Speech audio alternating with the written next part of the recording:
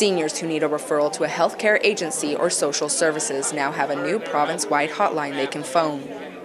The Northeast Community Care Access Centre recently launched 310 CCAC at a press conference in the Rainbow Centre. Obviously it's important because seniors, a lot of times it's a complex system to navigate, and hopefully we can ease the transition from one provider to another and all of the people that require that help. When you don't know where to turn to, hopefully we can help a helping hand and do that work for you. The new hotline has been merged with Sudbury's own Seniors Information Line, ran out of the Parkside Older Adult Centre. The phone number for the old information line still works, but directs people to the CCAC service. Actually, we've had very positive feedback from the line.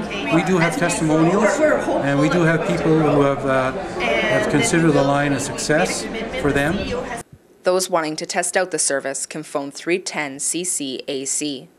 A French-language version of the same service is available by phoning 310 CASC, or you can visit www.310ccac.ca.